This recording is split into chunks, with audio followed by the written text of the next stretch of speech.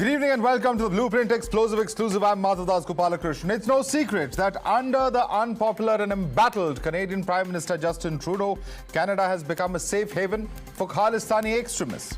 Not only are the Khalistanis given a free run and platform, they are also provided employment by the Canadian government. Justin Trudeau, who literally bludgeoned his country's diplomatic relationship with India to appease his Khalistani vote bank, should look at this credible evidence that Times Now is now going to show. In this super exclusive news break, we reveal how the Canada Border Service Agency took in Khalistani terrorist Sandeep Singh Sidhu and gave him employment. So imagine a man listed and named for terrorist activities and extradition by India, a man who's accused of executing the targeted killing of a nationalist and Shaurya Chakra awardee teacher Balwinder Singh Sandhu by the world's largest democracy, gets his paychecks from Canadian tax dollars. Times Now senior news editor Madhavdas Singh wrote to authorities at the Canadian Border Service Agency and asked if CBSA can certify that Sidhu, who was named in the NIA dossier as a significant entity involved in promoting terrorist activities in Punjab, if this man is working with the CBSA, to which the CBSA has confirmed that yes, Sandeep Sidhu is a CBSA employee. They've also claimed that they have no evidence to support the allegations made against him. Let's go right across to Madhavdas Singh to get us more on the story and the confirmation that he got from Canadian authorities. Madhavdas, this is very, very significant. On the one hand, you have Justin Trudeau, who 1 year later is still talking about credible allegations. On the other hand, there is credible evidence submitted in courts of law as part of the due legal process here in India, which appears to be ignored completely by Canadian authorities. It does not get more ironical than this, Madhavdas. Yes, Madhav, in fact, it's an open defiance by Canada. Remember, there was an affidavit that was submitted by NIA while asking that the bail of two accused in this case should be denied.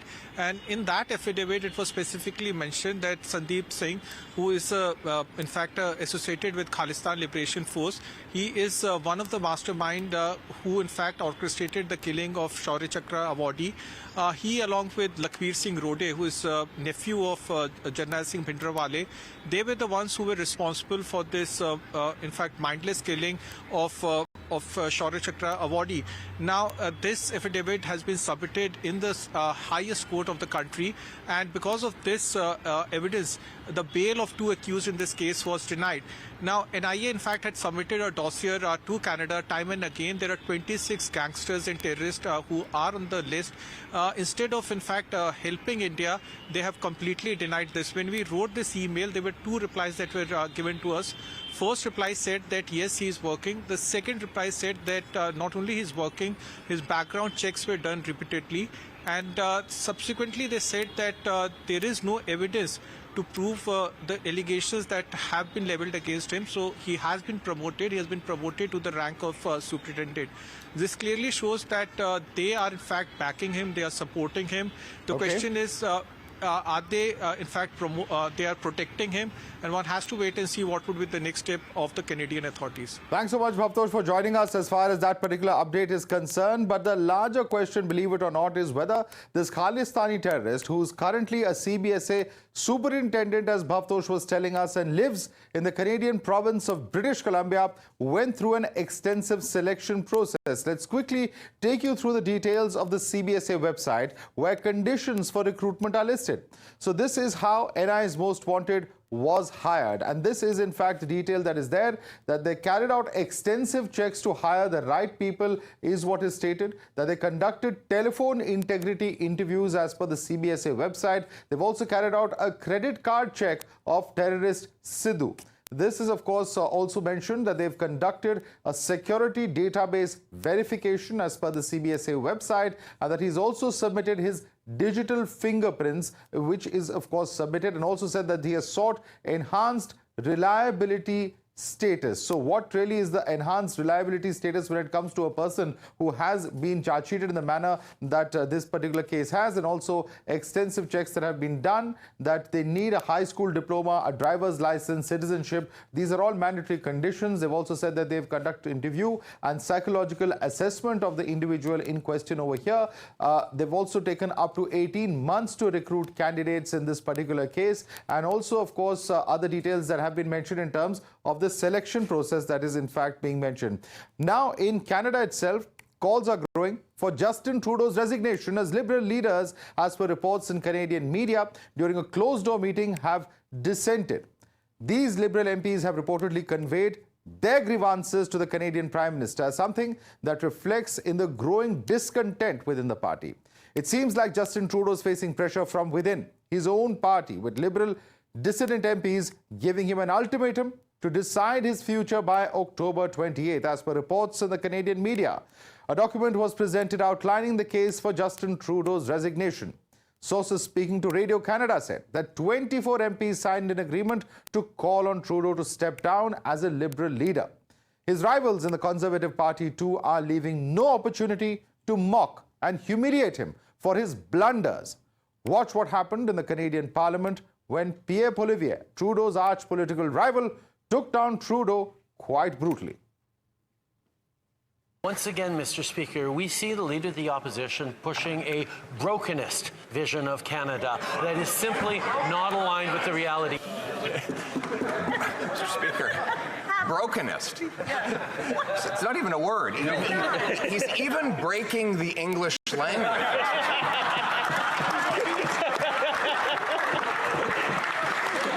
Oh, my goodness. All right, joining us for more is Ujjal Dosan, who's a former Minister of Canada. Mr. Ujjal Dosan, the kind of situation that we are seeing today, when the Canadian Border Services Authority confirms in an email that one of the persons employed by them, Sandeep Singh Sidhu, a person who's not only in New Delhi's list of fugitive terrorists, but also, of course, there's extensive evidence. Unlike, the sort of credible allegations, quote unquote, that Trudeau referred to, here there is credible evidence. And despite that, Canada says, or the Border Service Authority says, that they have conducted extensive checks. They are not aware of this evidence. Now, this is very, very serious, because these are terror charges that we're talking about. Can they be taken so lightly, sir? Well, I'm not aware of the Sidhu situation. I've only heard his name, I think, a couple of weeks earlier. But I think all countries, when they hire people who mind their borders, hire them after proper checks. Now, I'm not here to defend Sidhu or defend the Canadian government. I don't know the process that he went through. You tell me the process is on the website. But I think the issue is much larger than Sidhu. Sidhu is just one individual. I don't know very much about him. I can't say very much about him. The issue is one of larger of the relationship between the two countries, and doesn't hinge on Sidhu alone. There are many other factors involved, and I'm happy to answer your questions on any of those. No, you're absolutely right. There are, of course, multiple factors. In fact, in a recent interview, I think even the outgoing envoy or the Indian High Commissioner to Canada, Mr. Sanjay Verma, said the other people-to-people ties, the trade ties, all of that is a very important part, and this is not going to impact that. But diplomatically, sir, we're at a nadir. We haven't been so low before in terms of high commissioners of both sides being suspended. Canada has a certain set of expectations. But can Canada expect India to act on its intelligence against people who they believe have acted against their own territorial integrity, committed crimes within Canada, when Canada itself is harboring 26 individuals upon whom dossier after dossier has been provided by India? So India is saying, look here, there has to be some kind of equivalence. You can't have a situation where you have terrorists sitting in your territory and then you're expecting us to act on individuals within our own soil. There has to be some kind of parity here. Canada's reputation with respect to Indian terrorists, it's been blemished. It goes back a long way. It was the time of Indira Gandhi when she was seeking the extradition of Talwinder Parmar, who eventually downed Air India. The senior Trudeau did not act on that request. And now the government of India, I've been told, has made many requests. Over 26 dossiers have been sent, and no action has been taken. So much so I know that there was a CSIS report, intelligence report, that was brought to the government 3-4 years ago, which said that one of the more important and serious threats to Canadian security is from Khalistani extremists. And there was a Khalistani revolt in his caucus, and that report was watered down, and the reference to Khalistani terrorism was taken out. So, there's a history of Mr. Trudeau not dealing with these issues in a way that a government should. That doesn't mean to say that India is, all hunky-dory and there are no problems. When countries deal with each other, nobody is holier than the other. But the issues that Canada has faced, Mr. Trudeau has ignored the terror and the violence and the extremism in and from the temples in Canada, many temples, including Mr. Nijjar's temple. And people aren't being prosecuted for hate speech, for violence, for extremism in this country. I've said this for years, and that's well known. I'm not aware of all of the issues that are happening in India around this Mr. Sandhu. I knew of him, but that's just one incident. There are many others. Well, absolutely. This is very serious because, the case of Mr. Sidhu, I can tell you, sir, is particularly important because it's a national investigation agency, which is the nodal agency to investigate terror at the central level here in India, where they have earlier told the Supreme Court that Canada-based operatives of banned terror outfit Khalistan Liberation Force masterminded the murder of a teacher, a Shaurya Chakra awardee in Punjab in 2020. And these are very, very serious allegations that have been submitted to the highest levels of the Indian judiciary. Given the nature and the seriousness of these charges, wouldn't you think that the Canada government should consider these seriously? Oh, of course the government should, but I hear from the government whenever their public reaction comes, they basically say, we haven't received proper documentation. I mean, that's the excuse. We haven't received proper extradition requests.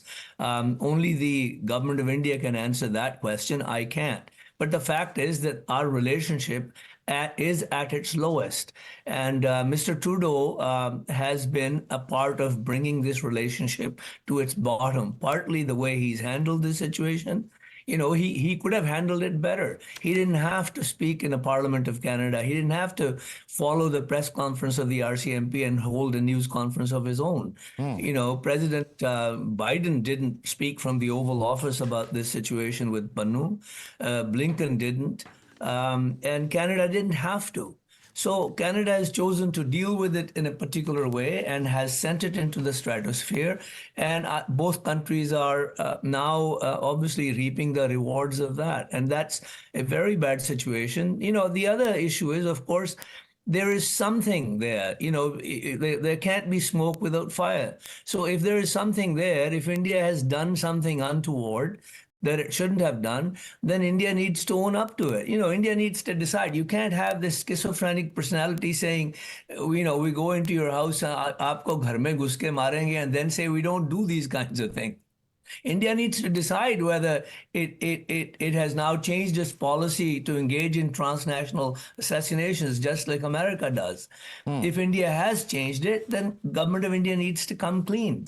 Well, the government there are issues on both sides. Well, here's the difference. When it comes to the United States, when those allegations were made, and they weren't made, mind you, by the leaders of the countries, they were made at the agency level, and they were made with solid evidence to back up those claims. Here you have Mr. Trudeau in an election year positioning himself, as you rightly said, in Parliament. So it seems to be more of politics at play to perhaps appease a certain sentiment of a certain vote bank, rather than being more concerned about just the territorial integrity or even the diplomacy and the diplomatic ties of the nation that he's heading, that is Canada.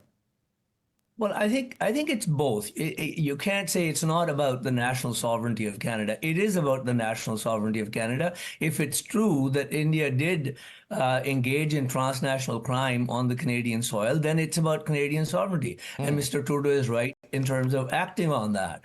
But the question is, how do you act? The way he's acted, he's essentially wrecked the relationship right from the get-go. He needed to be as discreet as the Americans have been. Great powers and great nations do things differently, as I've said before. Right. And Mr. Trudeau has not acted like a mature leader in this particular situation. That's not to say that, one country is holier than the other. I mean, I'm proud of both countries. India is my place of birth and my heritage, and, Right. and Canada is the country I've adopted. I'm proud of both. So we're kind of stuck in between. Right. Now, I just want to draw your attention to the fact that these are the groups that have been very widely reported. And you, of course, have talked about how Khalistani groups are functioning with impunity in Canada. The World Sikh Organization, the Khalistan Tiger Force, Sikhs for Justice, Babbar Khalsa International, and they're all allegedly operating free from Canadian soil, raising questions on Canada's handling of terrorism. And the sentiment here, and the question that many are asking here in India, is that wouldn't that be akin, the manner in which the Canadian police and government refer to the term pro-Khalistan movement, so on and so forth, and talking about Indian groups being involved? What if India started referring to the Quebec Liberation Front, which is recognized as a terrorist organization in Canada, and started harboring the elements here in India? Oh, absolutely. I mean, FLQ was a terrorist organization, and I was in Canada at that time when that happened. And obviously, it was a serious situation. And I think Canada has experienced that on its soil. But Mr. Trudeau has turned a blind eye to this issue from the moment he began to run for leadership of the Liberal Party. Mr. Nijjar, who's been killed, there's a video of him going around making a speech where he says, we killed Indira Gandhi, we killed General Vaidya, we killed others, and we'll kill those who stand in the way of Khalistan. And he's never been prosecuted for hate speech. And Mr. Pannu has stood here on Canadian soil saying, Hindus should be expelled from Canada. Right. Nobody prosecutes him. So I'm aware of all of those grievances, and I think that India is legitimate in raising those issues. But I think that the relationship is a lot more important than any one particular incident. And I watched the interview of Mr. Verma, and I think he made some valid points. And I haven't seen any rebuttal of any of what he has said. Therefore, it leads me to believe that much of what he said in terms of the last-minute request for visas by the RCMP to go to India to talk to people, that may have been just an excuse to begin to hold a press conference here. I don't know, but that's the impression he gave, and it hasn't been rebutted. Well, it's interesting you mentioned Mr. Verma because he's just given another interview in India and he has made some explosive charges there. With your permission, Mr. Dosanjh, I have to very quickly just play out some clips from that interview just to get a quick response from you so that you can hear it and then you can react to that. I request you to just hold on. Let's listen into that. So if I look today, I would say that about 10,000 of people in the Sikh community in Canada would be hardline Khalistanis. Only 10,000? Only 10,000. So it's just a handful. But they have made Khalistan into a business. In the name of Khalistan, they do human trafficking, they do drug trafficking, they do gun running. So they earn a lot of money through that. They have a huge, they shout aloud. And therefore, the babies are fed who shouts aloud.